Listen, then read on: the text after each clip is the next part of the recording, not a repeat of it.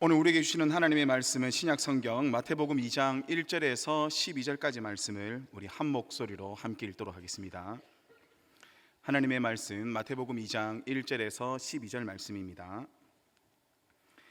헤로드 왕 때에 예수께서 유대 베들레헴에서 나심에 동방으로부터 박사들이 예루살렘에 이르러 말하되 유대인의 왕으로 나신 이가 어디 계시냐? 우리가 동방에서 그의 별을 보고 그에게 경배하러 왔노라 하니 헤로드 왕과 온 예루살렘이 듣고 소동한지라. 왕이 모든 대제사장과 백성의 서기관들을 모아 그리스도가 어디서 나겠느냐 물으니 이르되 유대 베들레헴이오니 이는 선지자로 이렇게 기록된 바 또 유대 땅 베들레헴아 너는 유대 고을 중에서 가장 작지 아니하도다. 내게서 한 다스리는 자가 나와서 내 백성 이스라엘의 목자가 되리라 하였음이니이다. 이에 헤롯이 가만히 박사들을 불러 별이 나타난 때를 자세히 묻고 베들레헴으로 보내며 이르되 가서 아기에 대하여 자세히 알아보고 찾거든 내게 구하여 나도 가서 그에게 경배하게 하라. 박사들이 왕의 말을 듣고 갈새 동방에서 보던 그 별이 문득 앞서 인도하여 가다가 아기 있는 곳 위에 머물러 서 있는지라. 그들이 별을 보고 매우 크게 기뻐하고 기뻐하더라. 집에 들어가 아기와 그의 어머니 마리아가 함께 있는 것을 보고 엎드려 아기께 경배하고 보배 앞을 열어 황금고와 유향고와 몰약을 예물로 드리니라. 그들은 꿈에 헤로데게로 돌아가지 말라 지시하심을 받아 다른 길로 고국에 돌아가니라. 저는 오늘 이 시간 즐겁게 그리스도를 예배합시다 라는 제목으로 함께 말씀을 나누도록 하겠습니다. 이제 성탄절이 일주일 앞으로 다가왔습니다. 이 시간 옆에 있는 사람들에게 이렇게 인사해 보도록 하겠습니다. 메리 크리스마스! 여러분, 메리 크리스마스가 어떤 뜻인지 아십니까? 메리 크리스마스는 바로 즐겁게 그리스도를 예배합시다 라는 뜻입니다. 저는 오늘 이 시간 메리 크리스마스, 즐겁게 그리스도를 예배합시다 라는 제목으로 일주일 앞으로 다가온 이 성탄절을 우리는 어떤 마음가짐으로 준비하며 맞이해야 하는지를 함께 살펴봄으로써 성탄의 참된 은혜와 기쁨을 더욱 누리시는 저희 모두가 되기를 원합니다. 유대 땅 베들레헴 다윗의 동네에 우리를 위한 구주가 나셨습니다. 그분의 이름은 자기 백성을 그들의 죄에서 구원할 자라는 뜻으로 예수라고 불렀습니다. 시간이 얼마 지나지 않아 동방으로부터 별을 관찰하고 연구하던 박사들이 한 별을 보고 유대인의 왕으로 나신 아기 예수님께 경배를 드리기 위하여 유대 땅 예루살렘으로 왔습니다. 그리고 동방 박사들은 동방에서 보았던 그 별의 인도를 따라서 예수님이 계시던 집에 들어가게 되었습니다. 집에 들어가 보니 아기와 그의 어머니 마리아가 함께 있는 것을 보고 동방 박사들은 엎드려 경배를 드렸습니다. 그리고 그들이 준비해온 보배 앞을 열어 황금과 유향과 몰약을 예물로 드렸습니다. 여기서 동방 박사들이 아기 예수님께 드린 세 가지 예물은 각각 예수님이 어떠한 분이시라는 것과 또한 예수님께서 이 땅에 오신 목적이 무엇인지에 대하여서 보여주는 그러한 예물입니다. 동방 박사들이 아기 예수님께 드린 황금은 고대 사회에서 왕에게 바치는 대표적인 예물입니다. 부와 권위와 왕권을 상징합니다. 그렇기 때문에 동방 박사들이 아기 예수님께 황금을 드린 것은 바로 왕으로 오신 예수님을 보여주고 있는 것입니다. 그리고 동방 박사들이 아기 예수님께 드린 유향은 대제사장이신 예수님을 상징합니다. 유향은 성전에서 제사장들이 하나님께 드리는 제사에 사용되던 향료였습니다. 구약의 제사장들이 이스라엘 백성들을 위하여 하나님께 제사를 드렸듯이 예수님은 우리의 완전한 대제사장으로서 하나님과 우리 사이의 중보자가 되시며 우리의 죄를 해결하시고 하나님과 화목하게 하시며 우리의 완전한 구원을 이루신 대제사장이라는 사실입니다. 이처럼 황금과 유향은 왕이신 예수님 그리고 대제사장이신 예수님을 잘 보여주고 있습니다. 그런데 문제는 몰약이라는 예물입니다. 황금과 유향은 예수님을 왕과 대제사장을 상징하는 참으로 잘 어울리는 그러한 예물입니다. 하지만 몰약은 그렇지 않아 보입니다. 왜냐하면 몰약은 죽은 사람의 몸에 바르는 향료로 사용하였기 때문입니다. 지금 동방 박사들은 태어난 지 얼마 되지 않은 아기 예수님께 경배를 드리기 위하여 왔습니다. 그런데 이제 태어난 지 얼마 되지 않은 예수님께 죽은 사람의 몸에 바를 때에 사용하는 이러한 몰약을 드린 것입니다. 이것은 마치 제가 이제 갓 태어난 아기를 위하여서 기도하러 산후조리원에 갔습니다. 산후조리원에 가서 제가 그 아이를 위해서 이렇게 노래를 부릅니다. 아이고 아이고. 이게 어울린다고 생각하십니까? 너무나도 잘 어울리지가 않죠. 바로 이처럼 이 몰약은 죽은 사람의 몸에 바를 때에 사용하는 예물이기 때문에 어쩌보면 너무나도 잘 어울리지 않는 그러한 예물처럼 보입니다. 하지만 이것은 예수님의 고난과 죽음을 상징하고 있다는 것입니다. 예수님께서 왜 이 땅에 오셨습니까? 저와 여러분들을 죄에서 구원하시기 위하여 이 땅에 오셨습니다. 그리고 그 구원의 방법이 바로 십자가에서 자신의 목숨을 저와 여러분들을 위하여 내어주는 것입니다. 바로 성탄절은 저와 여러분들을 죄에서 구원하시기 위하여서 예수님께서 자신의 생명을 내어주기 위하여 오신 날을 기념하는 것입니다. 그리고 이러한 성탄절은 저와 여러분들을 사랑하셔서 자신의 독생자까지 내어주신 하나님 아버지의 사랑의 절정인 것입니다. 여러분 한번 생각해 보십시오. 어느 부모가 다른 사람을 살리기 위하여서 자신의 소중한 사랑하는 아들을 죽이는 부모가 어디에 있겠습니까? 오히려 자신의 아들을 살리기 위하여서 다른 사람들에게 희생을 강요하거나 부탁하지 않습니까?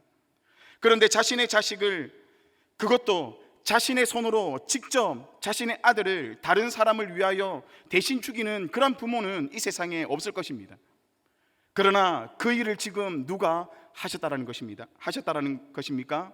바로 하나님 아버지께서 그렇게 하셨다라는 것입니다. 하나님 아버지께서 저와 여러분들을 살리기 위하여 자신의 아들을 죽이시기 위하여 이 땅에 보내셨다라는 것입니다.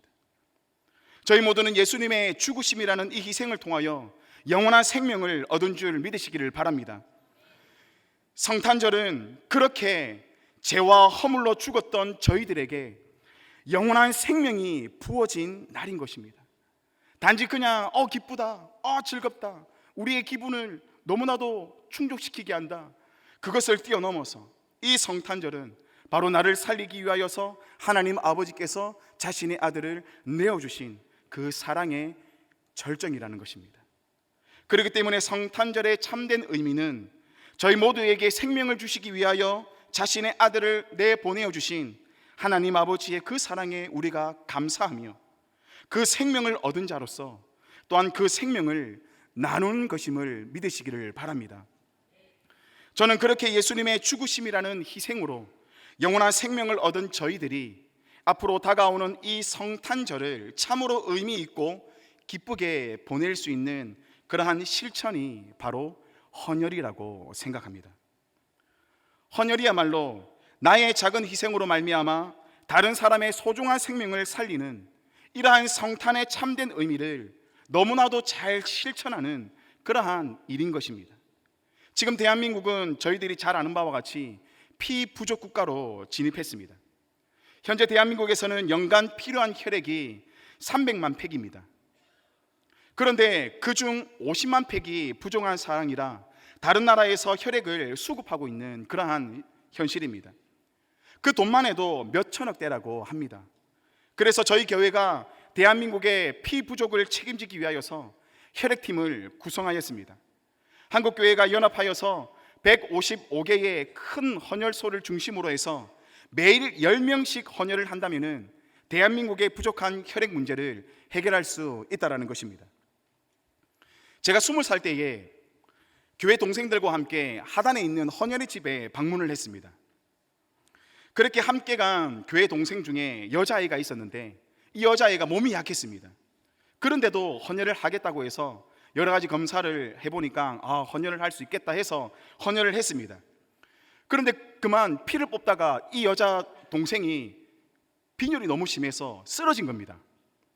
그래서 급하게 뽑은 피를 어떻게 했습니까? 다시 그 친구에게 넣었습니다. 그것도 부족해서 다른 사람의 피 2팩을 더 수혈을 받았습니다. 헌혈하러 왔다가 오히려 수혈을 받고 갔습니다. 어쩌면 웃긴 이야기처럼 들릴 수도 있습니다. 하지만 그만큼 그 당시에는 헌혈을 해야 한다라는 이러한 분위기가 너무나도 자연스러웠다라는 것입니다. 제가 찾아보니까 전열 헌혈은 보통 한 번 하면은 2개월 뒤에 다시 헌혈이 가능하다고 합니다. 1년에 남자는 최대 5회, 그리고 여자는 최대 4회가 가능하다고 합니다. 저부터 열심히 운동하고 관리해서 좋은 피를 만들어서 2달에 한 번, 1년에 5번 전열을 하도록 힘쓰도록 하겠습니다. 제가 고신 복음병원에 검사를 하기 위해서 저희 어머니와 함께 예전에 병원에 방문한 적이 있습니다. 근데 거기에 헌혈을 이제 하기 위해서 그런 헌혈 캠페인을 하더라고요.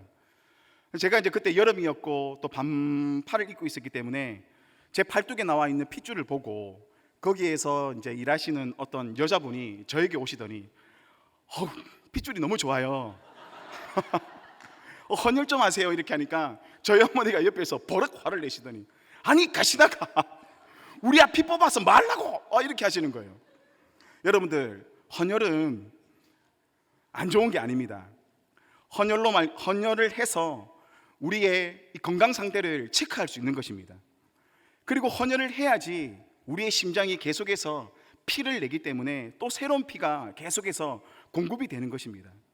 그래서 저는 여러분들에게 헌혈을 꼭 할 수 있기를 주님의 이름으로 축원합니다. 저희가 살아가면서 정말 가치 있고 의미 있고 귀한 일은 다른 사람의 생명을 살리는 일일 것입니다. 그런 면에서 볼 때에 이러한 헌혈이야말로 누구나 마음만 먹으면은 다른 사람의 소중한 생명을 살릴 수 있는 참으로 의미 있는 일인 것입니다. 헌혈하는 데 걸리는 시간은 고작 1시간도 안 됩니다. 그러나 우리에게는 이러한 1시간이지만은 우리의 이러한 1시간의 수고와 헌신은 누군가에게 10년, 20년, 30년 이상의 생명을 연장하게 하는 그러한 아주 의미 있고 값진 일이라는 것입니다. 성탄절을 맞아 단지 나의 기쁨을 위하여 보내는 것이 아니라 생명을 주시기 위하여 이 땅에 사랑하는 예수님을 보내어 주신 그 하나님 아버지의 그 사랑을 기억하고 또한 그 사랑을 받은 자로서 우리는 생명을 살리는 이러한 헌혈에 함께 동참하는 저희 모두가 되기를 원합니다. 구역과 교구는 물론이고 각 교육 부서에서도 전도 목표, 세례 목표와 아울러서 우리 구역과 교구와 교육부서는 내년 2025년 한 해 동안 얼마의 헌혈을 감당하겠다라는 그런 헌혈 목표를 한번 세워보셔서 귀한 헌혈 사업에 함께 동참할 수 있기를 바랍니다. 또한 가정에서도 헌혈을 할 수 있는 자녀들이 있다면 우리의 가정에 2025년 한 해 헌혈 목표를 한번 세워보셔서 우리의 자녀들에게 생명의 소중함을 일깨워 줄 수 있는 그러한 계기로 삼을 수 있는 귀한 성탄과 앞으로 다가오는 2025년 한 해가 되기를 주님의 이름으로 축원합니다. 그리고 마태복음 2장 10절에 보면은 동방 박사들이 아기 예수님께서 태어난 곳으로 인도하던 별을 보고 매우 크게 기뻐하였다라고 말합니다. 동방 박사들이 동방에서부터 유대 땅 베들레헴까지 오게 된 이유가 무엇입니까? 바로 예수님 때문입니다. 그리고 동방 박사들이 그렇게 자신을 인도하던 별을 보고 매우 크게 기뻐한 이유가 무엇입니까? 바로 예수님 때문이었다는 것입니다. 이 사실이 너무나도 중요하다는 말입니다. 성탄절뿐만 아니라 저와 여러분들의 모든 삶의 기쁨의 이유가 바로 예수님이기를 원합니다. 예수님 때문에 교회 나오고, 예수님 때문에 봉사하고 섬기고, 예수님 때문에 전도하고, 예수님 때문에 헌신하고 희생하고, 예수님 때문에 헌금하고, 예수님 때문에 순종하고, 예수님 때문에 기뻐하고 즐거워할 수 있는 저와 여러분들의 모든 신앙과 삶의 중심이 오직 예수님이기를 원합니다. 동방 박사들이 동방에서부터 유대 땅 베들레헴에 온 이유가 오직 예수님이었던 것처럼 저와 여러분들의 신앙도 오직 예수님으로 말미암아 우리의 기쁨과 즐거움이 되기를 원합니다. 그러한 의미에서 이번 주일 오후 예배 때에 뭐가 있죠? 대별 교구와 구역 조정이 있습니다. 어떤 분은 교구와 구역 바뀐 지 이제 1년밖에 안 됐는데 이제 얼굴도 알고 친해졌는데 왜 바꾸냐고 그렇게 생각할 수도 있습니다. 그리고 이번에 조정되는 교구나 구역이 다 만족하면 너무나도 좋지만은 어떤 사람에게는 이전 교구와 구역보다 마음에 들지 않을 수도 있다는 것입니다. 하지만 우리는 기억해야 합니다. 우리의 믿음과 신앙생활의 이유는 사람과 환경과 상황이 아니라 오직 예수님이라는 사실을 꼭 기억할 수 있기를 바랍니다. 저는 저희 교회에서 사역을 시작한 지 무려 17년이나 됩니다. 그동안 저희 교회에서 사역하면서 얼마나 많은 교육부서를 맡아 보았겠습니까? 그 중에서도 제가 원하는 부서를 맡을 때도 있었고 제가 원하지 않았던 부서도 맡았을 때도 있었습니다. 저는 지금 유치부를 맡고 있습니다. 유치부를 맡기 전에는 지금 삼청년회를 맡고 있었습니다. 너무나도 즐겁고 행복한 그런 시간이었습니다. 청년들과 MT도 가고 함께 기도원도 가고 제주도도 가고 함께 울고 함께 웃고 이러한 시간들이 저에게는 너무나도 행복했습니다. 그러던 어느 날 담임 목사님께서 저에게 유치부를 맡으라고 하셨습니다. 저는 정말 유치부가 그 당시에는 너무나도 하기 싫었습니다. 말이 통하는 청년들과 재밌게 있다가 말도 안 통하는 유치부 아이들을 교육하려니 앞이 캄캄했습니다. 마치 좌천되어 가는 것만 같았습니다. 그러면서 오만 가지 생각이 다 들었습니다. 이제 내가 사역을 못해서 이제 나가라고 하는구나. 박수 칠 때 떠나자. 이제 그런 생각도 해봤습니다. 그리고 무엇보다도 너 자신을 알라라는 소크라테스의 말처럼 저는 저 자신을 너무나도 잘 알고 있었기 때문에 너무나도 순수하고 해맑은 이 아이들이 저의 사납고 무섭게 생긴 얼굴을 보고 기겁하지는 않을까, 저를 보고 도망가지는 않을까, 그러한 걱정과 두려움이 너무나도 앞섰습니다. 그래서 사역에 대한 자신감도 떨어졌습니다. 그러나 하나님께서 담임 목사님을 세우셨기 때문에 담임 목사님의 말은 곧 하나님의 뜻이다라는 그러한 생각을 가지고 어떤 대꾸도 없이 그대로 순종하여 유치부를 맡게 되었습니다. 그런데 아니나 다를까 아이들이 저를 너무 무서워하는 것입니다.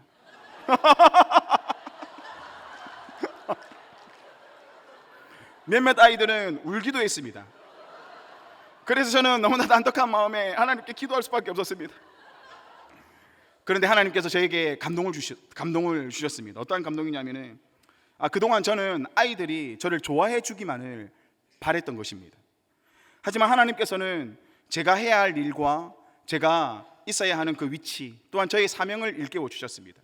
그것은 바로 예수님께서 저를 아무런 조건 없이 사랑한 것처럼 저도 아이들에게 무언가를 바라는 것이 아니라 저를 좋아하든 좋아하지 않든 제가 해야 하는 일은 이 아이들을 그냥 사랑하는 것이라는 그러한 감동이 오기 시작했습니다.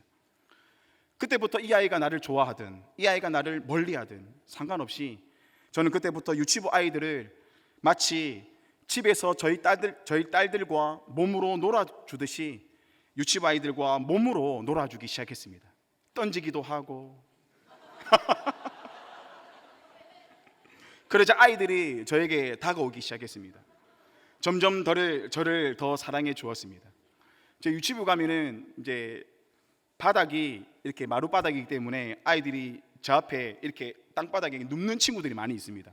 왜 눕냐면은 제가 가랭이 사이로 탁 다리를 넣어서 로켓 발사를 해주거든요. 그러면 아이들이 최소한 5m까지 나갑니다. 그게 좋아가지고 계속 저만 보면 앞에 들눕습니다. 이렇게. 그럼 쟤는 계속 발로 차주고 그렇게 이제 아이들과 점점 친해지기 시작했습니다.